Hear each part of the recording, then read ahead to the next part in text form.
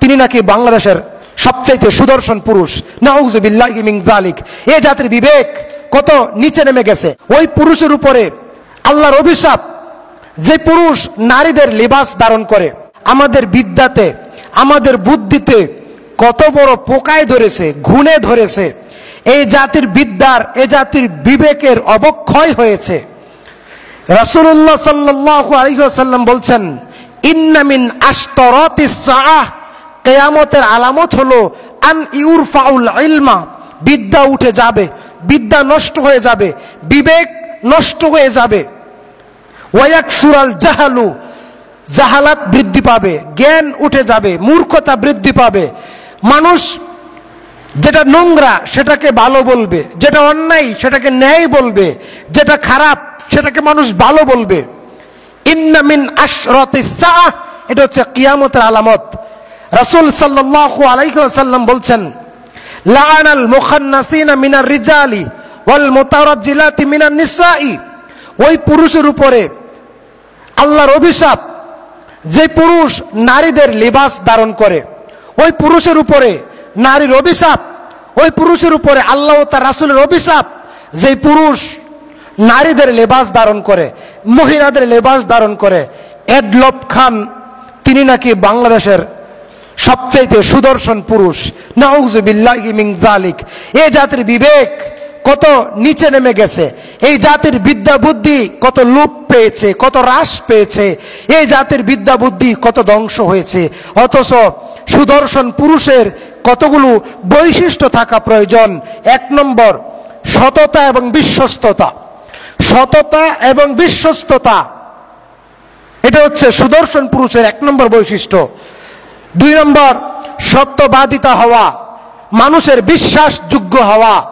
সত্যবাদিতা হওয়া, মানুষের বিশ্বস্ততা অর্জন করা। ন্যায় পরায়ণতা হওয়া, ন্যায় পরায়ণতা হওয়া, ন্যায় এবং ইনসাফের পথে চলা, সকল মানুষের প্রতি শ্রদ্ধাশীল হওয়া, ইসলামের প্রতি শ্রদ্ধাশীল হওয়া। বিনয়ী এবং নম্র হওয়া, বিনয়ী এবং নম্র হওয়া। অহংকার পরিহার করা, নম্রতার সাথে, বিনয়ের সাথে এই জমিনে চলাফেরা করা। সহানুভূতি এবং দয়ালু হওয়া, সহানুভূতি দয়ালু হওয়া। অন্যের দুঃখে কষ্টে সহানুভূতি দেখানো, অন্যের প্রতি ভালোবাসা দেখানো, অন্যের প্রতি, অন্যের বিপদের প্রতি নিজে এগিয়ে যাওয়া এবং দায়িত্বশীল হওয়া। নিজের দায়িত্ব কর্তব্য সম্পর্কে সচেতন থাকা।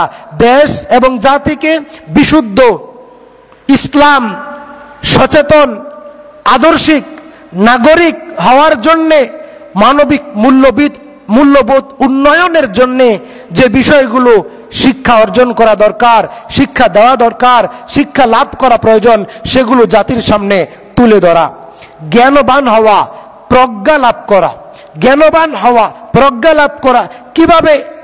কিভাবে উপস্থিত, ওই অনুষ্ঠানে উপস্থিত মানুষগুলো এডলফ খানের মতো একজন ব্যক্তিকে, যিনি কিনা নারীদের পোশাক পরে আছেন, যিনি কিনা রং বেরঙের ব্রেসলেট, মালা পরিধান করে আছেন, তিনি কিভাবে সুন্নত নাই, তার কপালে সিজদার চিহ্ন নাই, তার মুখে বিশ্বনবীর পবিত্র দাড়ি মোবারক নাই, এই ব্যক্তি কিভাবে সুদর্শন পুরুষ হতে পারে? নাউযুবিল্লাহি মিন যালিক। অতঃপর ধৈর্যশীল হওয়া, সহনশীল হওয়া। ধৈর্যশীল হওয়া, সহনশীল হওয়া।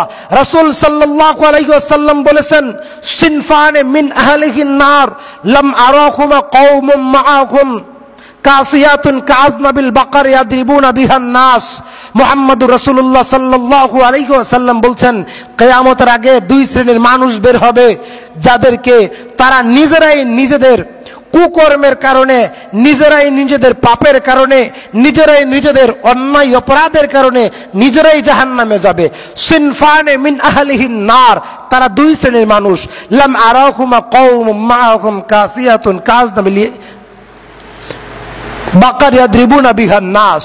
1 শ্রেণী মানুষ, তারা লাঠি দিয়ে, রাখাল যেরকম গরুকে পিটায়, তারা চাবুক নিয়ে, লাঠি নিয়ে নাগরিক জনগণকে পিটাবে।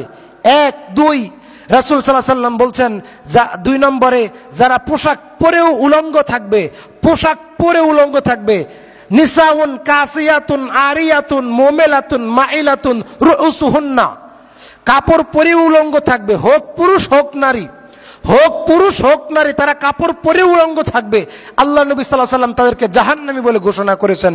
তাহলে এই নোংরা ব্যক্তি যদি, এই নোংরা লিবাসের ব্যক্তি যদি উত্তম পুরুষ হয়, শ্রেষ্ঠ পুরুষ হয়, সুদর্শন পুরুষ হয়, নাউযুবিল্লাহি মিন জালিক, এই জাতিকে কিভাবে বুঝাই, এই জাতিকে কোনটা উত্তম কোনটা অনুত্তম, কোনটা ভালো কোনটা মন্দ কিভাবে বুঝাই?